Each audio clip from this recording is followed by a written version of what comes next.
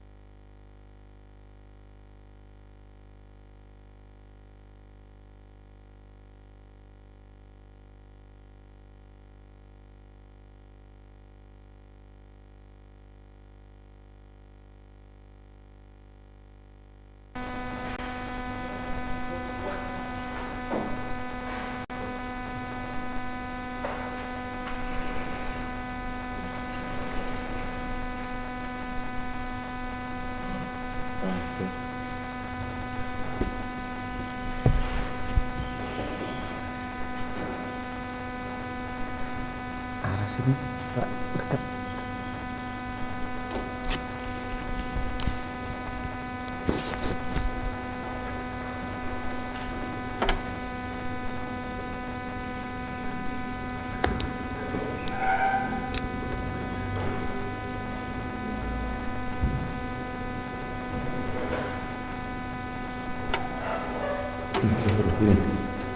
Ini perlu.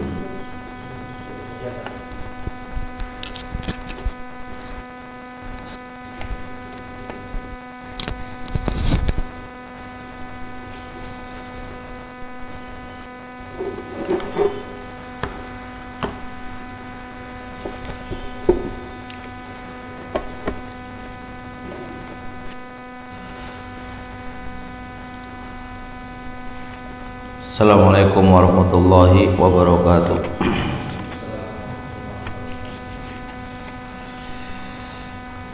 Innal hamdalillah hamdan katsiran thayyiban mubarakan fihi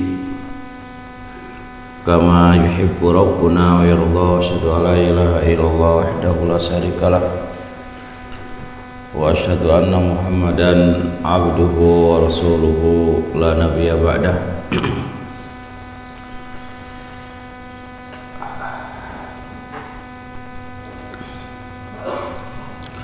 Mudah-mudahan keberkahan selalu menyertai kita semuanya, dan mudah-mudahan Allah memudahkan kita untuk terus belajar ilmu sampai datang kematian kepada kita, karena tidak ada amalan yang paling bagus kecuali amalan ilmu, mencari ilmu. Kata Imam Ahmad rahimahullah ta'ala, al-ilmu la yu'adiluhu syai'un. Ilmu itu tidak ada satupun yang menandinginya.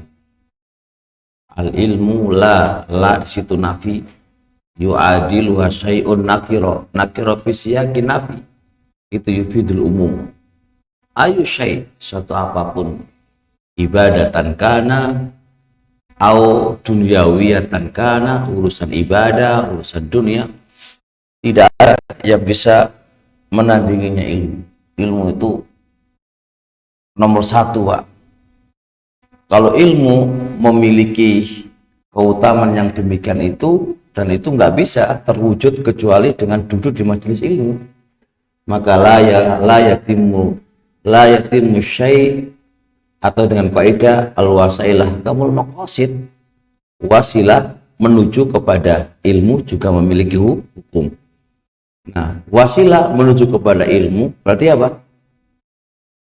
Harus belajar, harus belajar. Baik ya, insya Allah dikuatkan niatnya ya, untuk belajar. Apalagi pelajaran kita ini bahas masalah apa kok?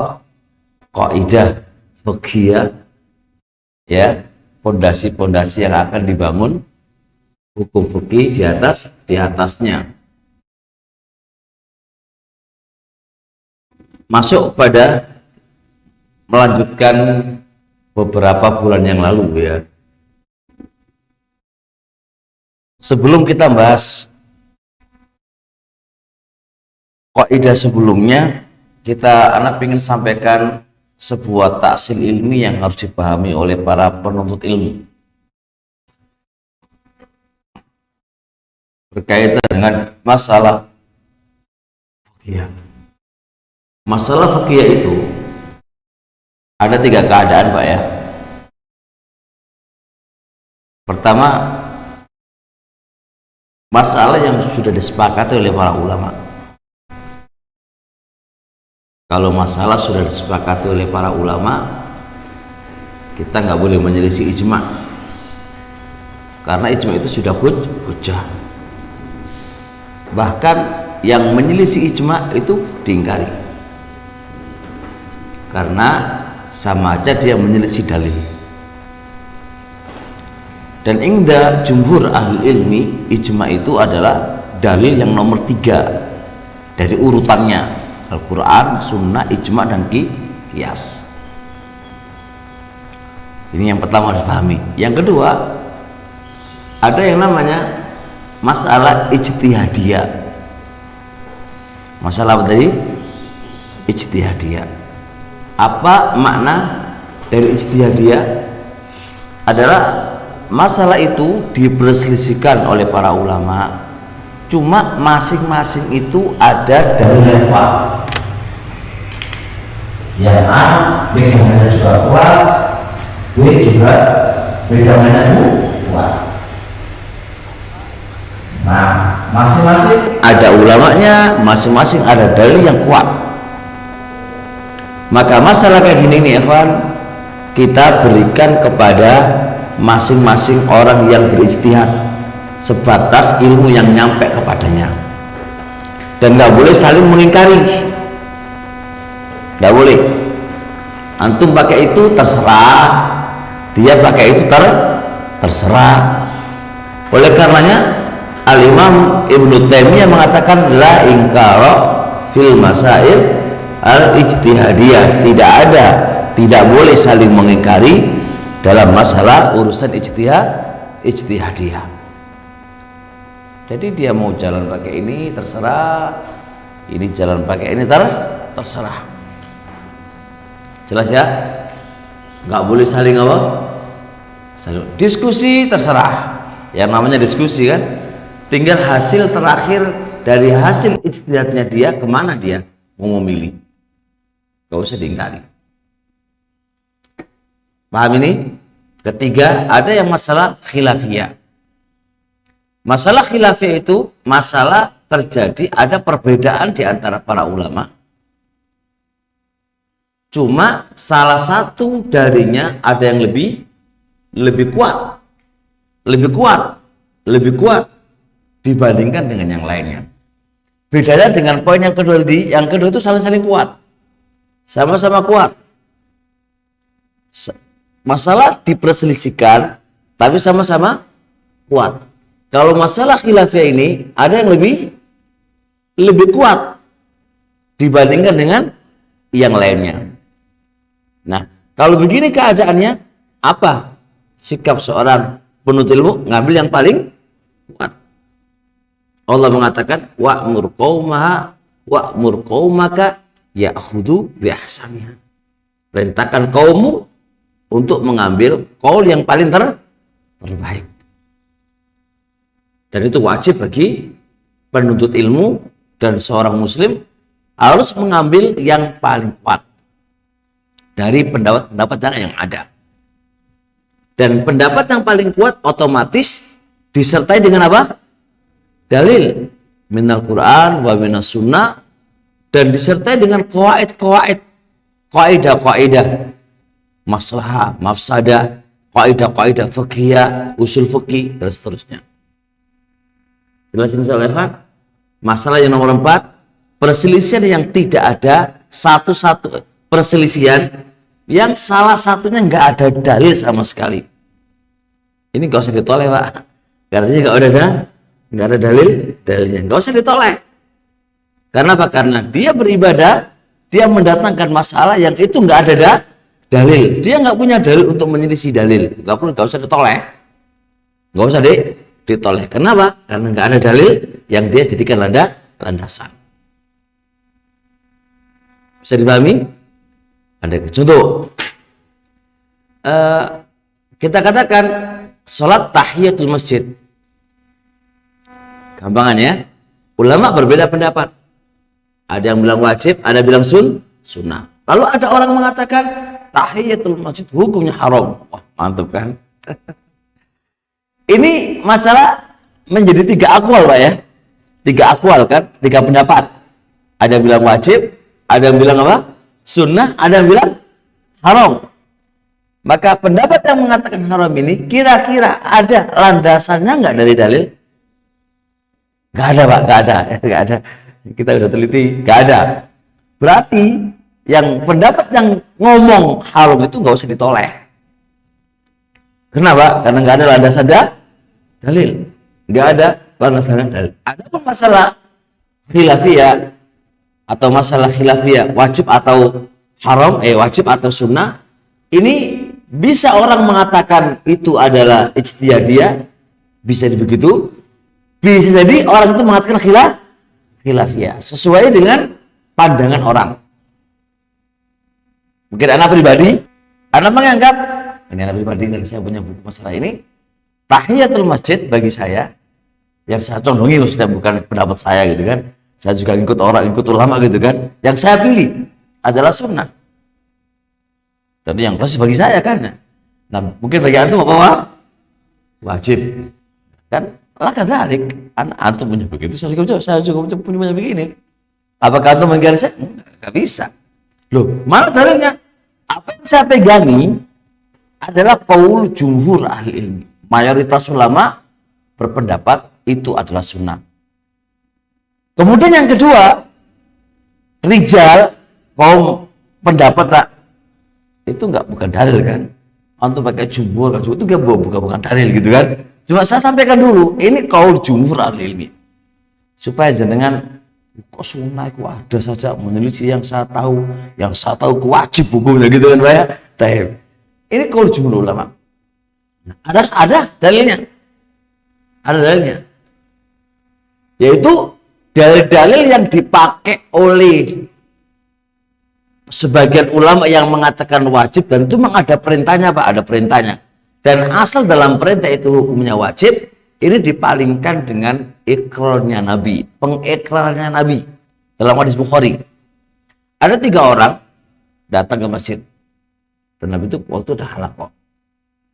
Kemudian 3 orang ini, apa kata Rasulullah? Al-akhbirkum ya ulai thalatha. Mau nggak aku kabarkan kepada anda tentang 3 orang ini? Ahaduhuma, salah satu, ketika dia lihat furja di depan, lubang kosong di depan, dia pun ke situ. Langsung duduk, Pak. Yang satu lagi di belakang. Yang satu lagi langsung pergi. Sahiduna, Nabiuna alaihi salatu wasallam melihat orang-orang yang duduk ini. Apakah Nabi? Enggak kan? Enggak ada. Ikrarnya Nabi kepada orang-orang ini adalah dalil bahwasanya apa?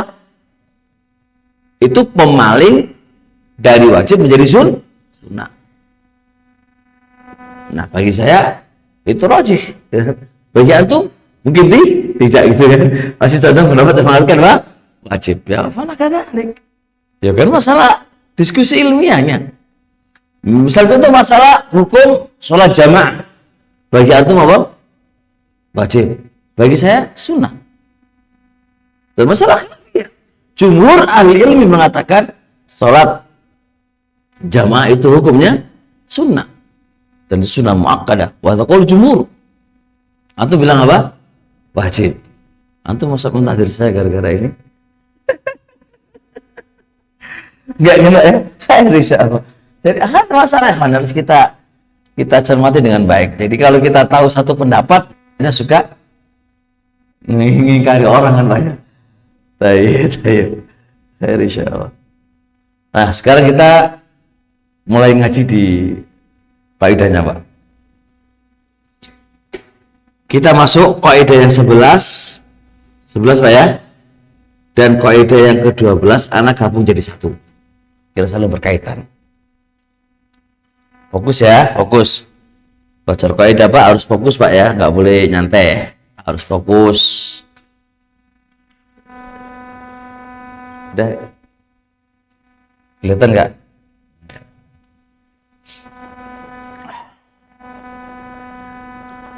Pembahasan kita ini bahas tentang larangan Pak. Tentang larangan. Larangan yang muncul dari Allah dan Rasulnya. Larangan. Kalau dalam bahasa Arab ya bentuknya larangan. Kayak kamu jangan makan, kamu jangan minum, ya telah melarang Rasulullah. Itu namanya bentuk larangan.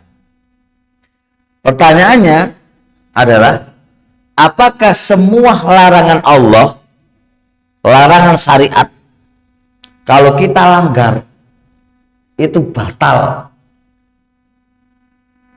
atau tidak berfaedah batal? Gampang apa ya? Gini enaknya. Anda tadi sholat tahiyatul masjid.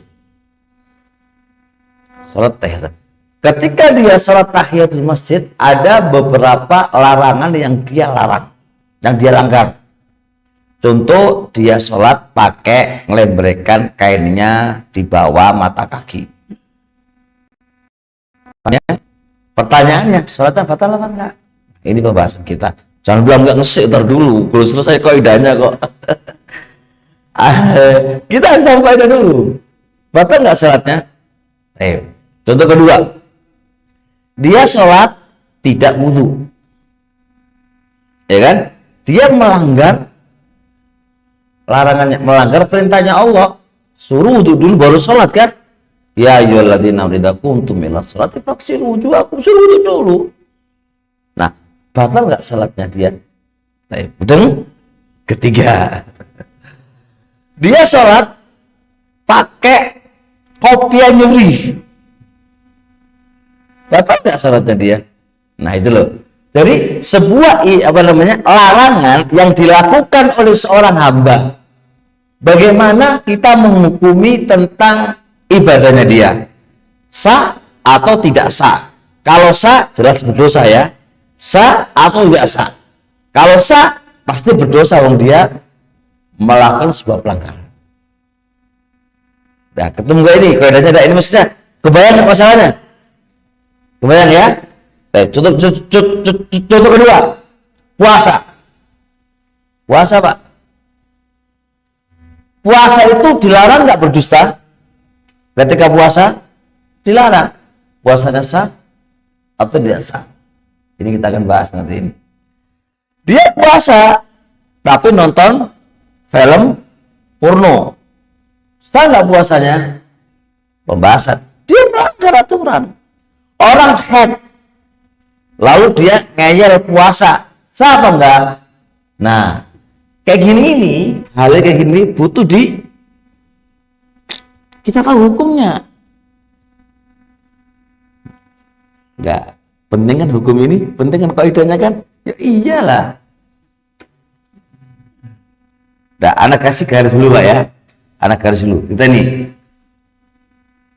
Kalau ada papan tulis, tak bikin papan tulis. Mau di papan tulis kan? Biar lebih paham. Terus gimana caranya nanti ini?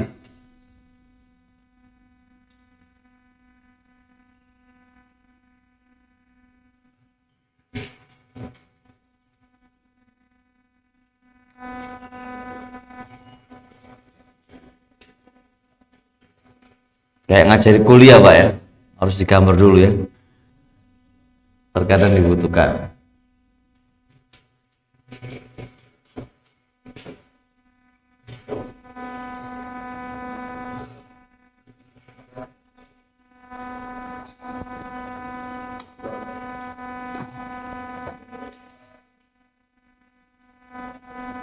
Harus dijelas, terserah, yang penting tidak ganggu.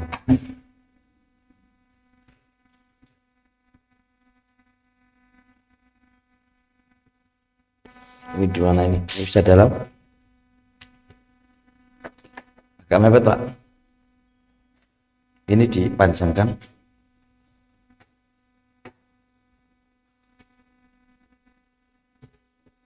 Agak mepet sini Pak ya. Antik soalnya ilmunya Pak, mahal ya.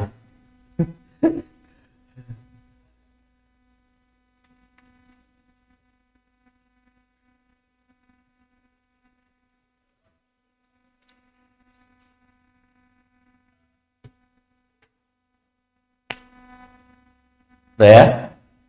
Sekarang kita bahas masalah an-nahyu, larangan. Sekarang nih mau bahas masalah larangan. Larangan ini bisa merusak ibadah. Larangan yang dia lakukan bisa merusak ibadahnya ataukah tidak merusak ibadahnya. Ini harus kita bagi. Ada larangan kembali ila zat.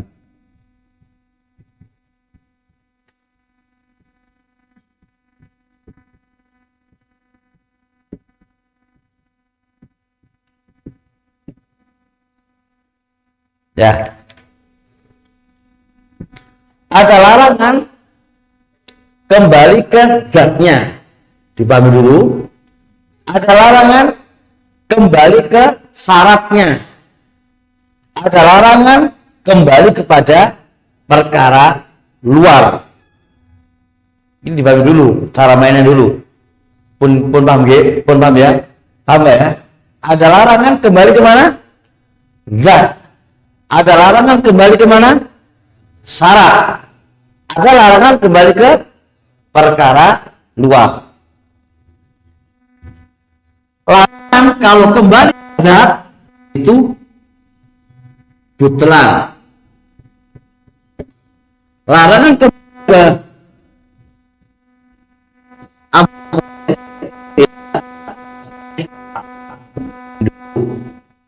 larangan kalau kembali ke zat pasti batal. Larangan kembali ke syarat pasti batal. Larangan kembali kepada perkara luar itu sah. Sudah? Sudah Pak ya? Gimana cara membedakan? Gimana cara membedakan? Saya bahas dulu Pak yang gampang dulu. Yang saya bahas yang gampang dulu. Ada larangan kembali kepada perkara luar. Itu apa? Gambarnya gini gambarannya. Ada larangan, tapi larangan itu tidak tertuju. Larangan itu tidak tertuju kepada zatnya ibadah.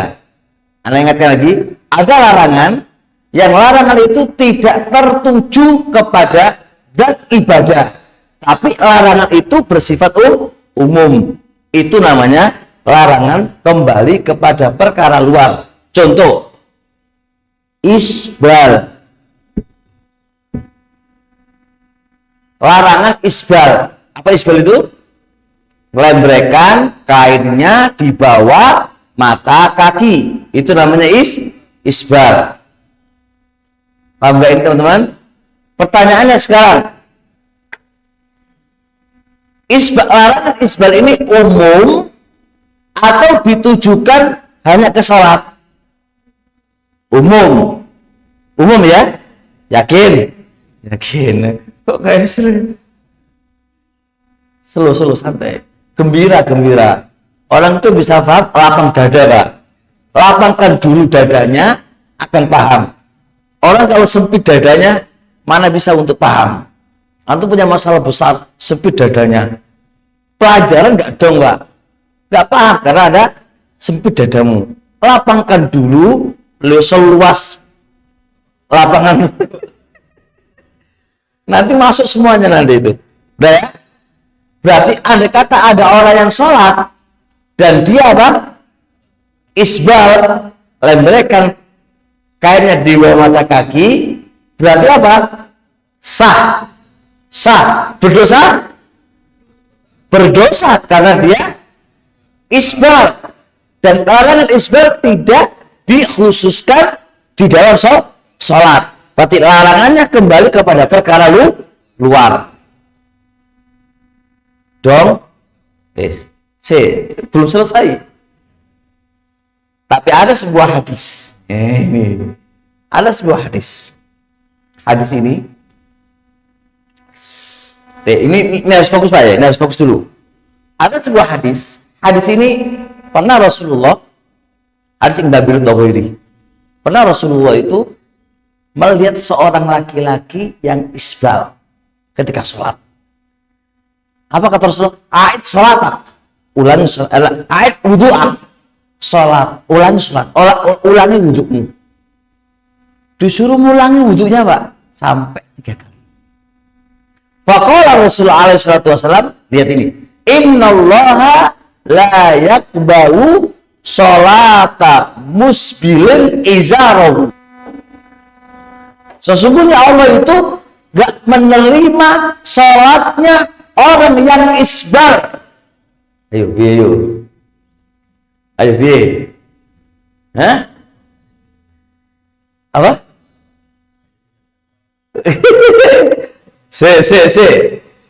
Secara kaidah, kalau melihat larangan isbal, iya kawal isbal. Hati-hatilah kamu dengan isbal. Majarro ila thawbihi masfala minal ka'bain fafinar. Apa-apa yang memberikan kainnya di bawah mata bagian dari neraka. Innallaha la yanzuru ila man asfala izarahu khuyala. Allah enggak melihat orang yang memberikan kainnya di bawah mata kalau sombong. Kalau melihat adilah-adilah tadi itu adalah bersifat umum, baik ketika sholat atau di luar sholat, sehingga kita bisa tarik sebuah kesimpulan berarti isbal itu adalah kembali kepada ambil kharij, perkara luar, kan begitu kan. Cuma kita punya masalah hadis tadi. Zahirnya hadis seakan-akan apa? Allah itu nggak menerima sholatnya. Ini hadisnya, innallaha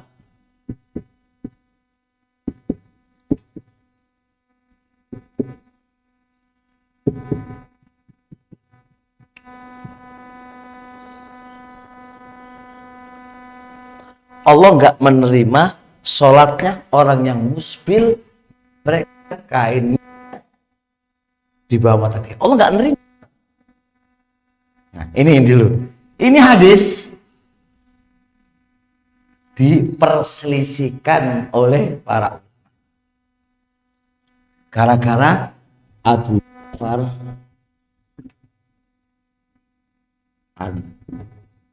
Abu Ja'far ini siapa di dalam hadis ini? Abu Ja'far ini siapa? Diperselisihkan ini, Pak. Bagi yang mengatakan dia adalah Abu Ja'far al-Mu'adzin, maka dia rawi yang lemah. Maka dia lemahkan hadis ini.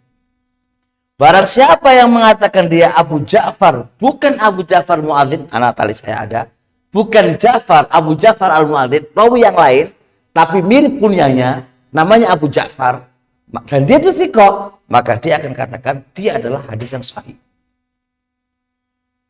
Ulama berbeda pendapat di sini, Pak. Wes, sudah. Wes, ini ya. Oke lah sekarang, kalau hadisnya lemah, udah selesai urusannya kan? Lemah udah selesai urusannya. Tapi ini kalau ini sahih gimana ini? Kalau ini sahih gimana ini? Maka saya katakan, kalau ini pun sahih, ini sahih, Pak. Kalaupun ini sahih, tetap sholatnya orang yang isbal sah. Kembali kepada perkara luar.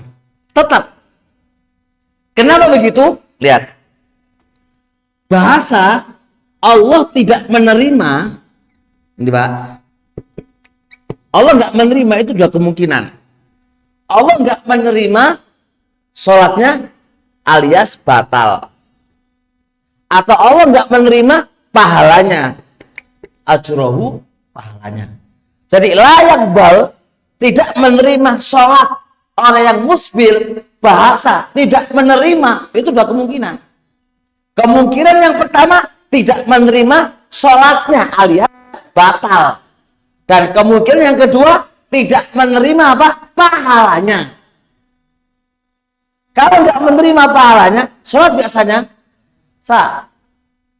Kayak contoh hadis Nabi, la yaqbalullahu sholata ahadikum idza ahdasa hatta yatawadda. Allah nggak menerima sholat salah satu di antara kalian ketika dia berhadas sehingga dia berwudu. Allah nggak menerima apa maksudnya? Ya kan? Tahu kan? Baik. Belum tahu nanti saya sampaikan nanti. Masya Allah. Contoh yang kedua, man ata arra'afan, siapa yang mendatangi dukun, ya kan? Lam tuqbal sholatu arba'ina, nggak diterima sholatnya 40 hari. Allah nggak menerima. Nah, ini biar paham Pak, pentingnya usul. Loh, gimana Ustadz ini? Tak kasih contoh ya, tak gambar dulu. Ini tadi apa? Adamul qabul. Apa fi apa? Ketika nggak tahara kan? Fi adamit tahara. Adamul qabul. Apa ini? Ityan al-kuha. Praktekan Pak. Allah nggak menerima orang yang berhadas. Ini saya katakan Allah nggak menerima sholatnya. Batal. Kenapa? Karena toharo syaratnya sholat. Kembali ke syarat kan? Allah nggak menerima orang sholatnya orang yang mendatangi dukun. Ini makna Allah nggak menerima pahalanya. Karena larangan mendatangi dukun tidak terikat ketika sholat saja. Bahkan perkara luar. Kaidah kan? Berarti Allah nggak menerima apa? Pahala. Mudeng. Sama dengan ini. Allah nggak menerima sholatnya orang yang isbal. Ini seperti dihukumi kayak toharot atau mendatangi dukun. Mendatangi dukun. Karena apa? Karena bukanlah syaratnya sholat harus apa? Tidak isbal. Bukanlah syaratnya sholat itu nggak isbal, nggak ada begitu. Berarti orang yang isbal larangannya itu disamakan dengan mendatangi dukun. Karena apa? Larangan isbal itu umum baik ketika sholat atau di luar sholat. Enak tuh paham kaidah? Ini belum contoh loh Pak, ini baru satu loh ini. Pahami dulu ini. Nah, berarti gimana? Begini, larangan isbal ketika sholat itu kembali kemana? Perkara luar. Bisa mengetahui ini perkara luar, dinamakan perkara luar itu berarti larangan itu tidak fokus tertuju kepada zat ibadah itu. Wa innama larangan itu umum, baik di ibadah itu atau di luar ibadah itu dilarang oleh Allah Subhanahu wa ta'ala. Jadi dikasih Allah. Ini nanti saya kasih soal ya. Pahami dulu. Ada larangan. Kalau aku paham ini, Anda akan paham larangan kembali ke zat. Larangan kembali ke zat itu adalah larangan langsung menuju kepada zat ibadah, langsung menuju seakan-akan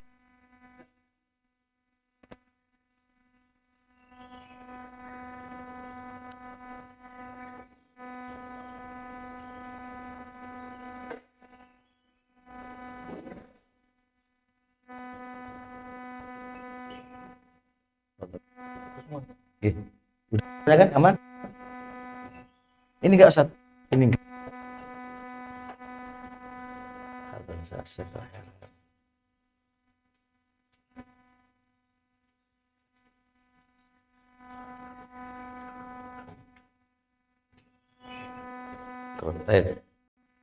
Sekarang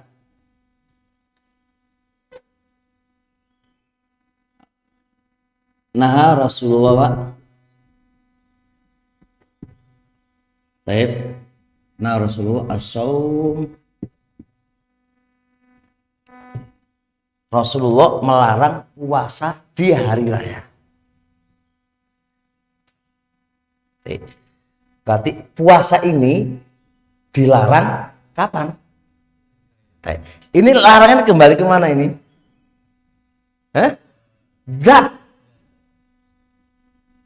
Zat puasa ini dilarang di hari raya. Anda puasa di hari raya, gimana hukumnya?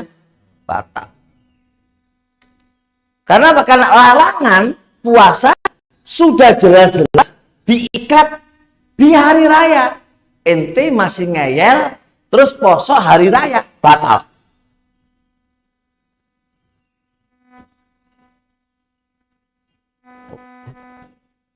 Jelas ya? Contoh kedua. Contoh kedua, apa ini? Larangan puasa haram. Ada ulama sepakat orang haid la yajuz yusolli wa yasum. Ulama sepakat orang haid nggak boleh antusollia, nggak boleh sholat dan nggak boleh puasa. Berarti larangan puasa, larangan orang haid ini nggak boleh puasa dan nggak boleh sholat.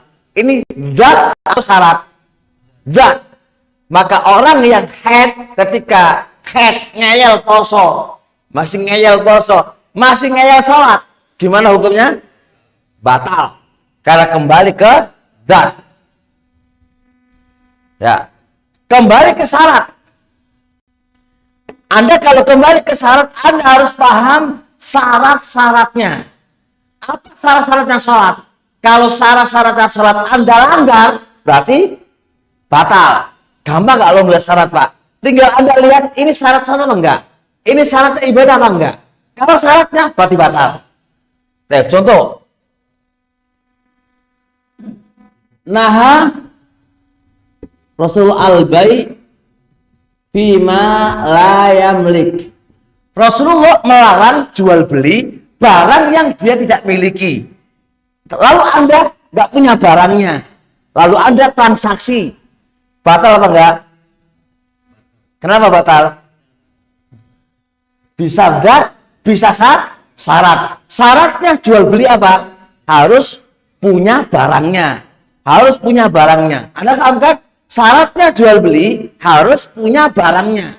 Berarti kalau Anda transaksi dan nggak punya barang, berarti hukumnya batal. Kenapa batal? Ada larangan dan larangan itu kembali ke syarat. La nikaha illa biwaliin. Tidak ada nikah kecuali dengan wali. Lalu Anda nikah tanpa wali, gimana hukumnya? Batal. Kenapa batal? Larangan kembali ke syarat. Syaratul nikah, syaratnya nikah harus ada wali. Sedangkan Anda nikah tanpa wali, berarti batal. Baik. Kata Rasulullah, katanya Allah ya, la taqulu amwalakum bainakum bil batil illa antakuna antaradhim min illa antakuna tijaratan antaradhim minkum. Baik. Sekarang ridho fil baik. Hukumnya apa? Syartun fil baik. Ridho di dalam jual beli. Syaratnya syaratnya apa? Jual beli. Ridho, saling ridho. Itu syaratnya jual beli. Berarti kalau Anda transaksi ada sedikit dipaksa atau karena malu atau yang lain, maka bagaimana hukum jual belinya? Tidak sah. Kenapa nggak sah? Karena ada larangan yang itu kembali ke syarat. Wes, paham kuda ini? Contoh Pak sekarang. Antum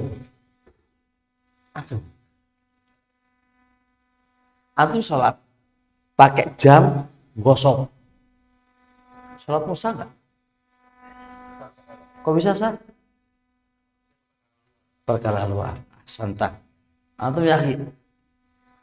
Antum sholat pakai cincin emas. Batal nggak antum? Saya tahu. Kalau ditanya antum sholat pakai cincin dari emas. Sholatmu batal apa enggak? Kenapa enggak batal? Tapi apa? Baik. Pertanyaannya, antum dosa enggak? Dosa. Mas, baru datang kau ditanya. Antum sholat, jenggotmu kok ono? Kamu potong jenggotmu. Kan? Sholatmu sah enggak? Kok bisa sah? Wah, pintar gitu. Baru pintar, namanya ngajari pintar kayak gini ini. Ya kan? Jadi jangan batal semuanya gitu kan. Jangan batal semuanya. Batal ya, untuk sah. Sah. Kenapa? Baik. Anda yakin? Anda sholat dengan telanjang. Sholatnya sah nggak? Nggak sah. Kenapa? Syaratnya sholat harus untuk kalau nggak ada yang lain, beda bab ya, beda bab, nggak ada yang lain kecuali harus telanjang, beda bab. Tapi kalau ada asalnya orang itu sholat dengan telanjang, jauh usah telanjang, buka auratnya aja, nggak sah sholatnya. Contoh antum sholat, Allahu Akbar, tahu belakangmu itu beda, robek, pas sujud robek. Biarin aja biar ada orang lihat pantatku gitu. Ya orang oleh batal Anda. Harus Anda batalkan saat itu karena apa? Pantatmu itu aurat. Dan itu masih ada dalam-dalamnya nggak ada masalah kan? Ini robek. Kelihatan orang lah. Kalau kelihatan orang, walaupun nggak kelihatan orang ya, kelihatan Allah tetap batal. Paham?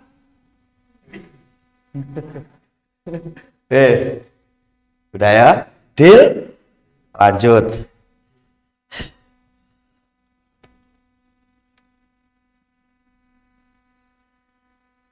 Antum Yasin, antum jual beli tapi bujukin orang. Gini, antum punya HP itu ada cacatnya. Antum tahu ada cacatnya. Terus antum, Mas, aku jual HP ke antum. HP ini gimana HP-nya? Bagus apa enggak? Delok dhewe lah. Aku enggak usah cerita. Kan itu ya, enggak usah cerita. Lihatlah, dia tahu Pak HP-nya itu bermasalah. Tapi dia enggak mau ngomong ono masalah. Dia juga enggak ngomong, dia diam. Tapi dia menjawab dengan satu bahasa, lihatlah. Wes, paham ya? Dilihat sama dia, namanya DIY juga. Ya wes, aku percaya dengan penampilan kamu berjenggot gitu kan. Ini jidanya ini ono hitam-hitam ya wes, percaya wes gitu kan. Nah wes, terima sama dia. Nah, seminggu setelahnya ketahuan apa? Cacatnya. Ini kok cacat begini loh. Anak kan gak bohong sama kamu. Dia bohong gak Yasin tadi? Gak bohong, tapi menyembunyikan cacat yang dia tahu. Gimana hukum transaksinya? Batal atau enggak? Batal? Batal apa enggak?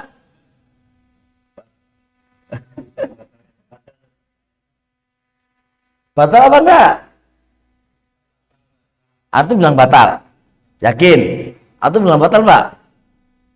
Nggak batal. Batal. Nggak batal. Atau batal nggak? Kenapa bilang nggak batal? Hah? Perkara luar ya? Iya, nggak batal. Nggak batal. Walaupun antum menipu dia ini bilang, ini HP ini adalah made in Jepang. Padahal dari Cina.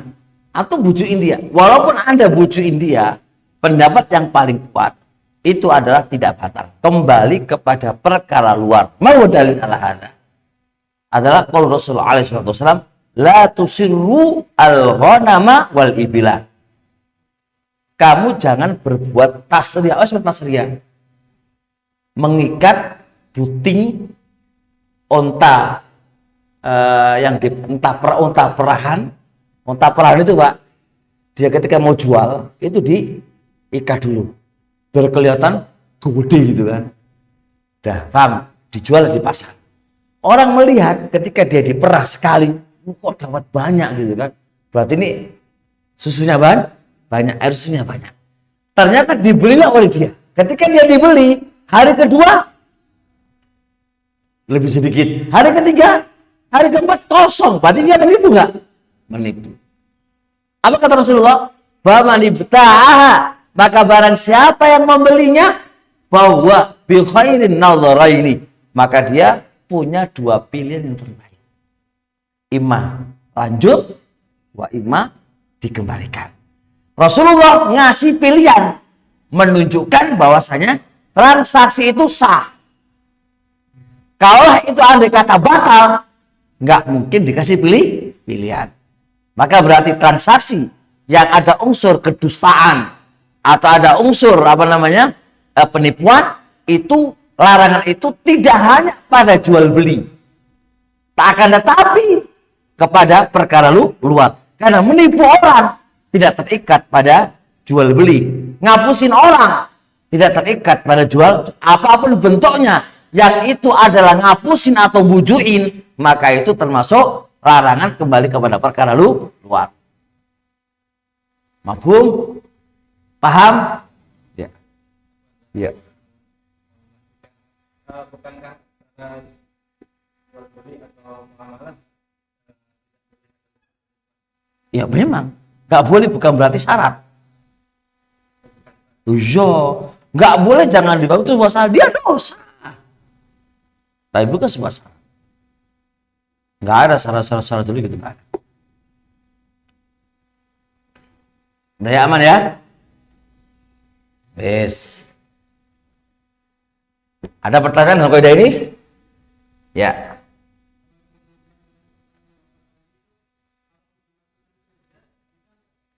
Kalau ke zat belum bisa karena tidak ada dalil yang khusus terkait dengan itu. Yang dipakai adalah dalil umum semuanya. Dan yang kedua, hadis yang saya sebutkan udah jelas. Orang yang menjual sapi perahan menipu nggak? Menipu enggak? Menipu. Kok bisa menipu? Dia sebelum dia jual itu diikat. Putingnya diikat dan gak diperah. Kalau dibiarkan sampai 5 hari seminggu, kelihatan gede nggak? Gede kan kelihatannya. Lalu dia bawa ke pasar. Orang lihat, masya Allah, puting gede banget. Dan dia, orang kan mengatakan ini adalah perahan. Dan putingnya itu gede, itu berarti air susunya banyak. Tapi ternyata dia akalin, nggak diperah dulu dan diikat dulu biar nggak keluar, nggak diperah dulu, karena kelihatan gede dong. Nah orang ketika beli tertipu dengan lahirnya, tapi ternyata itu sebuah penipuan. Ya, begitu keadaannya Rasulullah Shallallahu Alaihi Wasallam asbatal khiyar lil mustari, menetapkan pilihan bagi si pembeli. Kalau itu andai kata sebuah kebatilan dan batal, batil ya, tapi kan enggak, andai kata sebuah kebatalan artinya enggak sah transaksi tadi, Rasulullah tidak akan ngasih pilihan. Akan batal itu, jual beli batal itu, kayak kasus riba. Bilal ibn Rabah, Bukhari Muslim. Lihat bagaimana gaya Rasulullah ketika mensikapi itu batal. Ketika Bilal membawa kurma yang bagus-bagus. Apa kata Rasulullah? Atamrun madinati hakada. Atamrun madinati hakada. Apakah kurmai Madinah kayak gini semuanya bagus? Kalau lah, enggak. Ada yang bagus, ada yang jelek. Tapi kenapa kok begini? Lihat. Kata Bilal, saya bawa kurma yang jelek. Lalu saya tukar dengan kurma yang bagus. Gimana caranya nukar? Kurma yang jelek itu, andai kata 3 sok atau 2 sok atau 4 sok ditukar dengan kurma yang jelek menjadi 2 sok. 4 sok kurma yang jelek ditukar dengan 2 sok kurma yang bagus. 1 kilo kurma yang jelek ditukar dengan kurma yang bagus menjadi setengah kilo. Mudah nggak? Logikanya sah saja kan? Ya wajar lah. Ini kurma nilainya kan rendah, dijual atau ditukar dengan kurma yang bagus yang itu lebih sedikit. Apa kata Allah? Ain wa ainur riba. Ini adalah riba ini. Rudduhu ila sahibi. Kembalikan kepada pemilik yang pertama. Lihat sikap Rasulullah ketika itu batal, ya kan? Rudduh, suruh kembalikan. Karena itu adalah batal. Lihat sikap Rasulullah di saat ini. Famanibta'a, barang siapa yang membelinya dengan dia ditipu, fahuwa bi khairin nadharaini, maka dia punya 2 pilihan. Terus wa ima dikembalikan. Mudeng. 2 model berbeda dalam mensikapi Rasulullah Shallallahu Alaihi Wasallam. Ya, dia monggo. Di 17 yang di bahasa contoh larang terkait dengan cara mengarah di sini disebutkan tidak sah menjual anak hewan yang masih dalam kandungan dan jual beli yang mengandung penipuan. Beda. Maksud penipuan itu adalah terkait dengan ketidakjelasan barang. Bukan cacat. Jadi contoh apa itu? Barang kayak syarat jual beli harus tahu barangnya apa enggak? Ya enggak? Syarat jual beli harus tahu, itu kembali ke syarat. Karena syaratnya jual beli harus tahu barangnya. Nah, sekarang Anda beli anak janin, ya anak bayi masih dalam perut apa? Perut induknya. Apakah Anda tahu janin yang dalam? Kan nggak tahu kan? Berarti kan nggak tahu barangnya kan? Maka itu kembali ke syarat. Karena syaratnya jual beli harus tahu barangnya. Karena nggak tahu barangnya, maka itu syarat batal.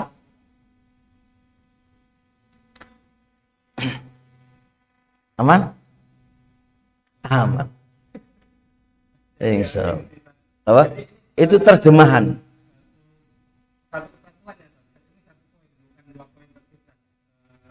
Jual anak hewan yang di dalam kandungan, poin. Jual beli yang mengandung penipuan, poin 2. Jadi 1 itu. Di bahasa Arab saya nggak ada itu terjemahannya. Muamalah penipuannya nggak ada. Balik ke syarat ilmu. Nah ini syaratnya jual beli adalah nih, bai'ul gharar. Di dalam bahasa Arab bai'ul gharar. Bai'ul gharar itu apa? Itu bukan penipuan. Penerjemahnya kurang pas. Yang terjemahkan nggak saya lihat. Saya tulis bahasa Arabnya. Ini ya. Wa mithalun nahi ila syarti fil muamalati wa bai'ul gharar. Jual beli gharar. Gharar itu kembali kemana? Ke syaratnya jual beli kan itu kan? Kembali ke syarat jual beli. Berarti gharar bukan masalah barangnya ada, cuma dia menipu, dia cacatnya dia simpan. Beda babnya. Dia tahu barangnya, cuma ada yang dia sembunyikan. Dia menipunya dengan ucapan ini ada barangnya ada. Bukan berarti barangnya nggak ada barangnya.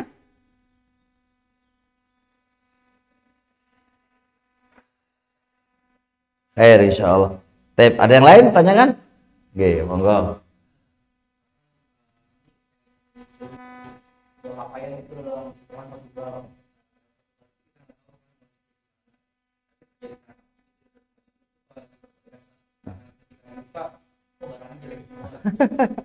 Anak nggak bisa. diharamkan oleh Allah. Harus tahu barangnya. Syaratnya jual beli barangnya harus tahu. Dan bisa dirujuk ke saya kaidah-kaidah jual beli. Kaidah jual beli saya punya buku, kaidah-kaidah riba, saya punya buku, kaidah-kaidah jual beli. Tape ya, masuk. Tape. Tolong. Kalau paham, ya semuanya.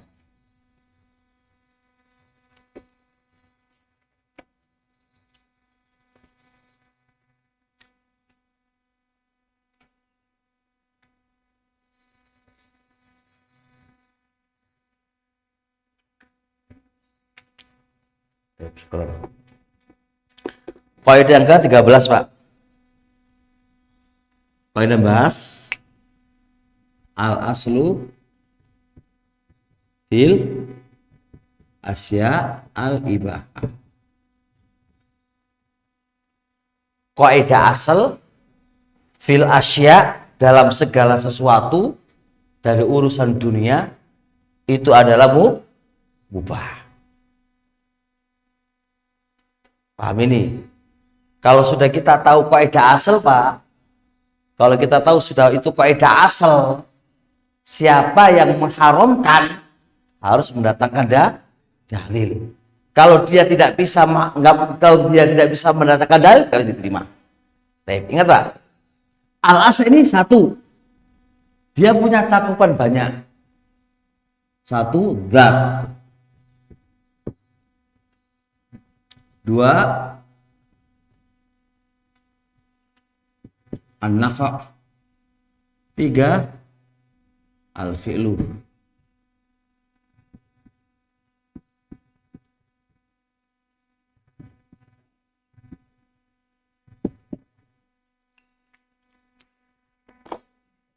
Ya, Pak, terangin ya. Nanti saya sebutkan dalilnya, coba Anda terangkan dulu. Kaidah asal. Pentingnya kalau kita memahami kaidah asal, itu pentingnya satu.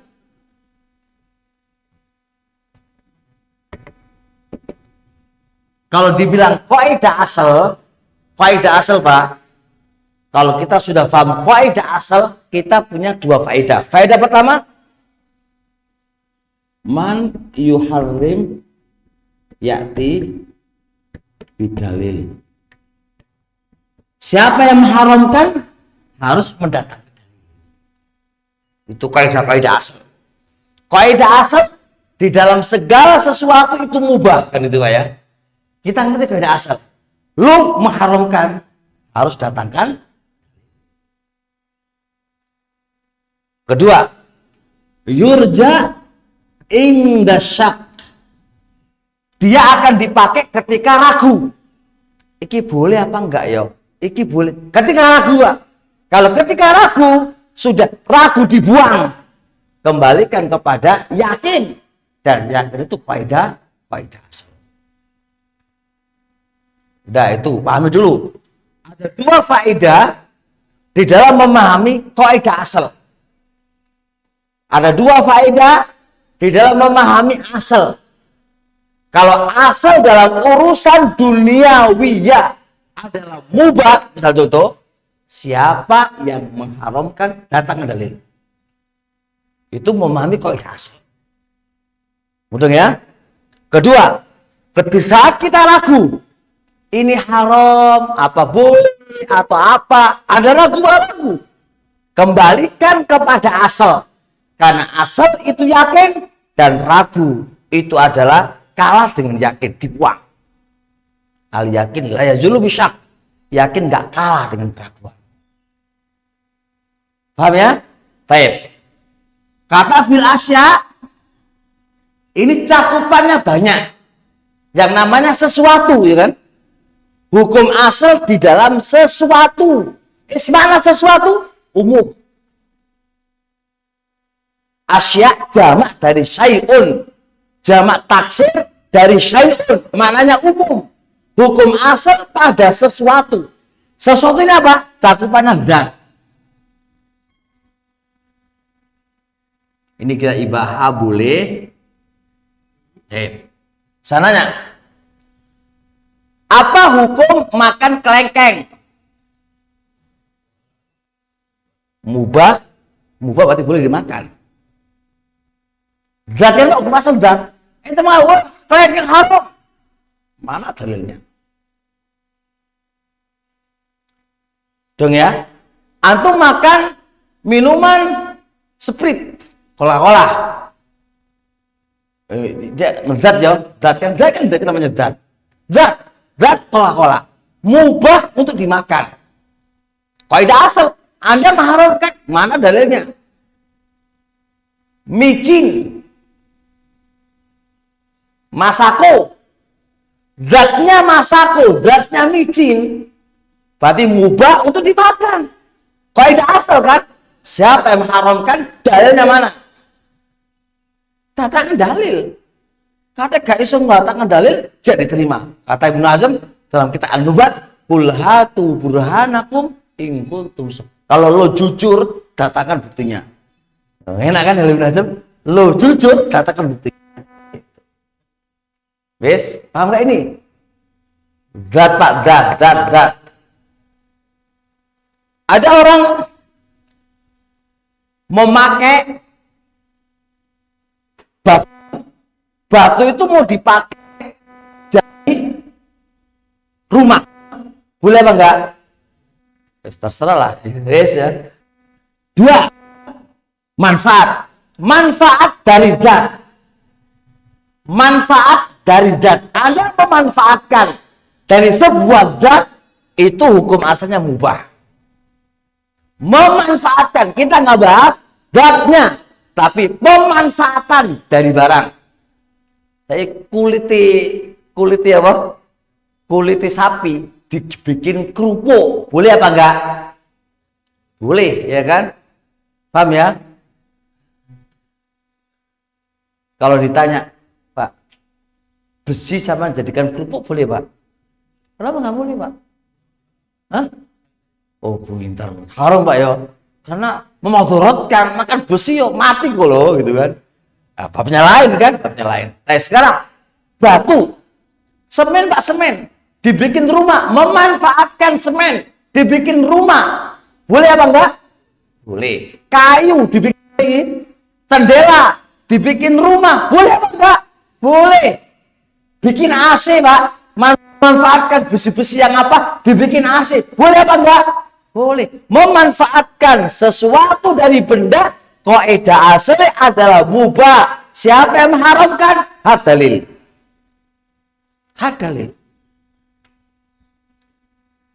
Dong, kopiai bawa Ustaz ini oleh apa rai? Boleh enggak? Lu kopi boleh enggak? Masuk mana ini? Nanti sudah bayar HA nanti, Pak. Masuk memanfaatkan sebuah kain atau apa dibikin kopiah tertentu, oleh memanfaatkan. Al-fi'lu perbuatan gerakan, Pak. Atau gini-gini, oleh gini-gini. Atau olahraga, mau piye wae, oleh, ora ada masalah. Gerakan yang Anda gerakan model apa aja, hukum asli boleh. Sopo mengharamkan gak boleh gini-gini, ini dalili.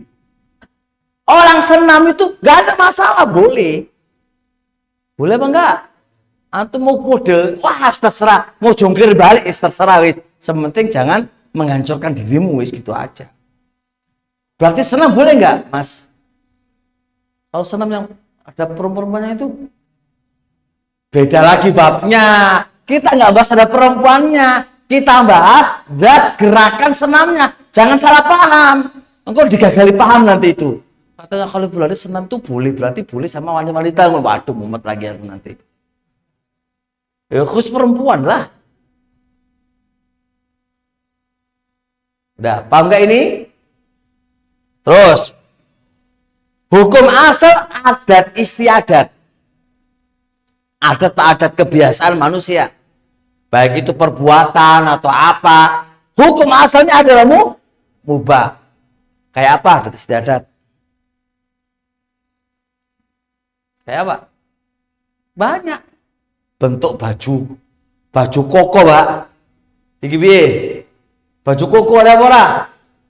Mubah, nggak ada masalah. Sampai mengharamkan nggak boleh. Baju koko didalili. Mana dalilnya? Karena itu adalah adat orang Indonesia pakai apa? Baju koko. Wes. Iki, Pak. Terus baju isbal itu adat Indonesia kan pakai isbal itu boleh nggak? Kenapa nggak boleh? Ada larangan. Ada larangan. Kopiah nasional ini.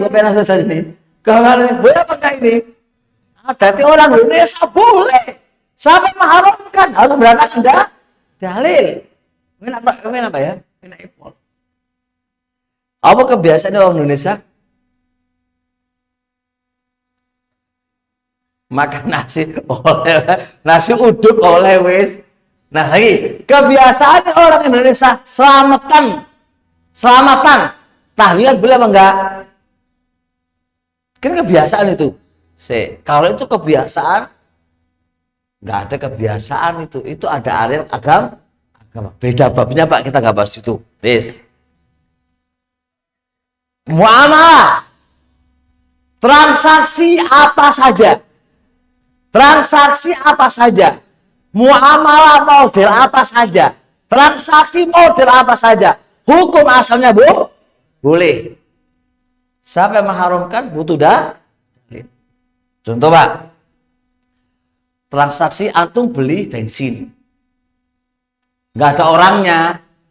Bensin ditaruh di depan. Antum ambil spread, duitnya dek endi. Ono celengane dhewe itu pluk. Boleh apa enggak? Boleh, kaidah asal. Walaupun enggak ada ijab dan qabul, tapi hukum asalnya boleh. Sama haram kan datangkan dalil kan itu, Pak. Jual beli kredit. Boleh apa enggak hukum asalnya? Boleh. Hukum asal di dalam transaksi lewat online, boleh apa enggak? Boleh. Hukum asalnya boleh, enggak ada masalah. Hukum asal barang dulu duitnya belakangan diutang, Pak. Barangnya dulu duitnya kari, boleh apa enggak? Boleh. Hukum asalnya barang dulu DP, nanti nyicil sebagiannya tanpa ada penambahan, boleh, enggak ada masalah. Kaidah asal dalam ayu muamalah model PUI itu boleh, Pak. Wes. Dong apa lagi? Al aslu fil asya adalah ibahah. Masya Allah.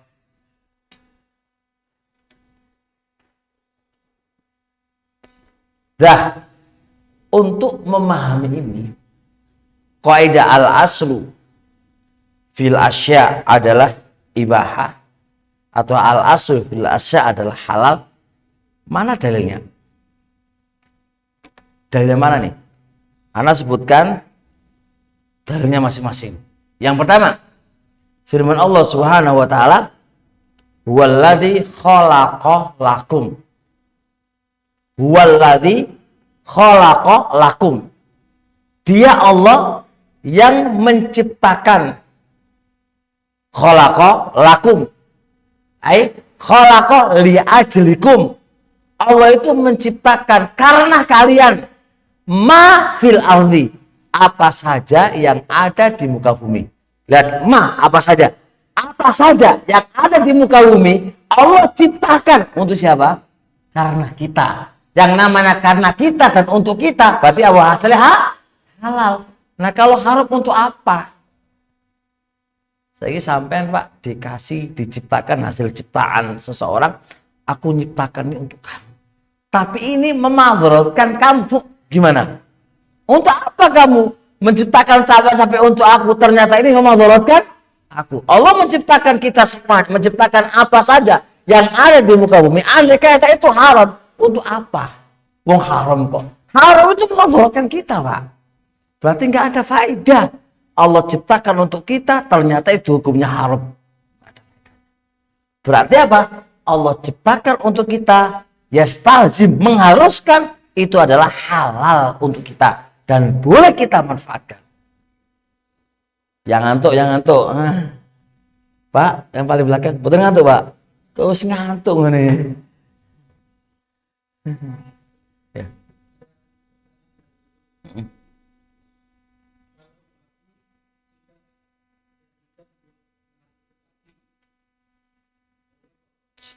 Jadi apa? Pedat itu apa? Oh, dibikin narik. Gak ada masalah. Yang penting gak dijual belikan. Dia akan haram. Haram untuk dijual belikan. Haram untuk dimakan. Tapi kalau dimanfaatkan, itu ala qaul kalau dia itu suci. Kalau babi dikatakan najis berarti gak bisa. Tapi pendapat yang paling kuat, babi itu suci apa najis? Babi itu suci apa najis? Yakin. Khilaf di antara para ulama. Dan saya condong, babi itu adalah suci, gak najis. Perkara yang Allah haramkan, tidak mesti itu adalah najis. Najis pasti haram, Pak. Kalau haram belum mesti najis. Itu kaidah disebut dengan Syaukat dalam kitab Sahih Calon. Jadi kalau kita menyatakan itu najis, butuh dalil. Karena kaidah asal itu suci.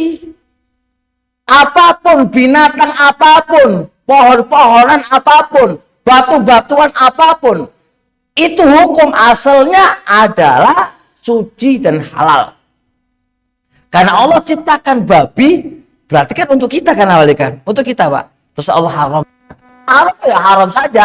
Masih ada bentuk pemakaian, pemanfaatan. Siapa yang mengatakan nggak boleh dikarenakan najis, harus mendatangkan dalil. Karena haram tidak mesti harus najis. Sekarang rokok, haram apa enggak? Haram apa enggak? Najis enggak? Najis. Khamr, haram enggak? Najis? Enggak. Kencing, haram enggak? Kencing kok. Kencing apa dulu no? Iya kan? Kencing haram enggak? Nah, kencingnya apa dulu kan? Kalau kencingnya manusia, haram enggak? Haram. Dia najis? Kencingnya kucing, haram apa enggak? Kok bisa?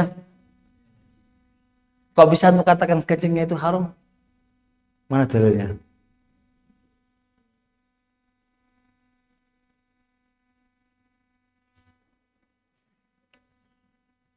Sekarang kencingnya kambingku haram apa najis? Haram enggak? Udah pernah makan kencingnya kambing, Pak? Itu butuh ilmu loh, kan? Semua kencing, ya kan? Itu Anda hukumnya haram itu dalilnya mana? Kaidahnya kan halal. Dan kencing, kaidah asli adalah halal. Kecuali yang Allah haramkan. Mana dalilnya untuk haramkan? Kencing manusia sepakat najis. Kencingnya selain manusia, mana dalil yang mengatakan itu najis itu mana? Ya udah, maka pendapat yang paling kuat semua kencing suci, Pak. Kencingnya manusia. Hatta kencingnya babi yang haram dimakan. Hatta kencingnya kucing, anjing pun suci. Siapa tahu najis? Ada dalil. Jangankan air liurnya anjing saja masih diperselisihkan oleh para ulama. Air liurnya anjing masih diperselisihkan oleh para baina madzhabil jumhur wa baina madzhab Malikiyah. Malikiyah mengatakan air sucinya kencing suci. Tapi disuruh mencuci gitu aja. Suci, Pak. Tapi disuruh mencuci. Ada madzhab Malikiyah.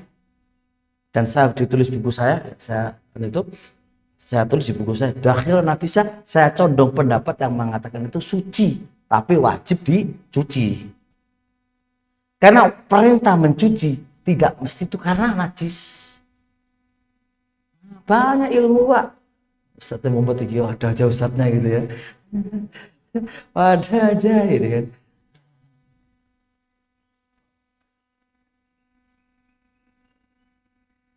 Ya.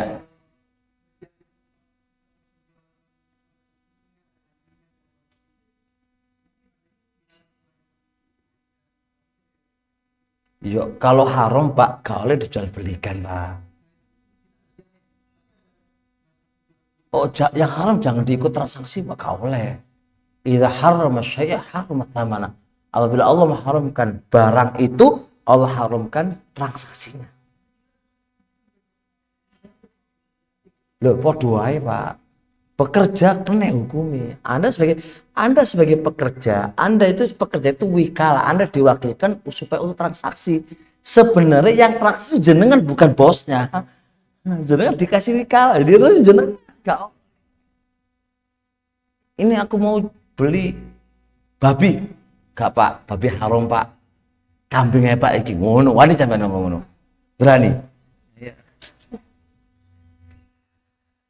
Jadi gitu. Jadi kalau Anda mengharamkan sesuatu, ikhwan, karena kalau udah bab masalah haram, mubah, suci, najis, itu bukan areal kita. Kita itu sebagai hamba, itu arealnya Allah dan Rasulnya. Anda harus mendatangkan dalilnya mana. Nah, itu kaidah asal. Suci, najis itu sesuatu yang kedua setelah suci. Nah kalau anu katakan, nah mana dalilnya kan gitu toh. Mau tambah enggak? Oke.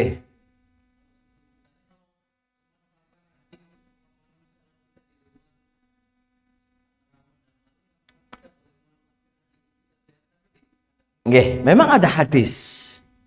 Maniktana kalban, siapa yang memelihara anjing, maka yang kusu fi yaumihi qiratun min ajrihi, akan berkurang setiap harinya 1 kirot dari pahalanya, Pak. Sak gunung Uhud, Pak. Pahala kita itu belum nyampe 1 Uhud, Pak. Wis terkuras. Habis. Itu kalau memelihara, kecuali, Pak. 1. Kalbun lizira'ah, anjing untuk menjaga tanaman. Kedua, lil masya, untuk menjaga apa? Jaga binatang-binatang. Ketiga, kalbun lisoid, anjing untuk berburu. 3 tok, Pak, yang Allah. Nah, pertanyaan kedua, boleh nggak memelihara anjing untuk menjaga rumah, gitu kan? Tadi kan yang dikecualikan hanya 3 kan, Pak? Jaga apa? Tanaman, jaga apa? Hewan, berburu. Kan nggak ada kan, Pak? Hah? Ini masalah khilafiyah lagi di antara para ulama. Ada yang mengatakan boleh. Kenapa? Menjaga hewan aja boleh. Apalagi menjaga manusia. Karena hewan itu nilainya berapa daripada manusia. Mudah, Pak, ya? Ada yang mengatakan tetap nggak boleh. Nggak bolehnya apa? Kalau jaga manusia itu di rumah. Kalau itu ganggu orang lain. Nggak bolehnya bukan karena apa? Karena anjingnya, tapi mengganggu orang lain. Pendapat yang paling kuat, Pak, lihat. Kalau nggak ganggu nggak ada masalah. Kalau ada orang lewat di depannya, gogok, nah, ganggu, Pak, dosa sampean. Tapi kalau nggak itu nggak ada masalah. Apa, Pak? Paham, Pak? Baik.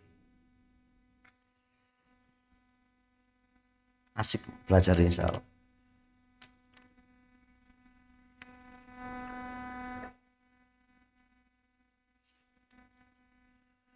Terus kaidah ke berapa sekarang? Kaidah yang ke-14 ya. Ini istirahat dulu enggak? Setengah 11? Istirahat dulu. Baik. Biar enggak panas Pak olinya ya. Sama nanti. Kali ini berat ini pikir ini. Baik. Subhanakallahumma hamdik, asyhadu an la ilaha illa anta, astaghfiruka wa atubu ilaik. Assalamualaikum warahmatullahi wabarakatuh.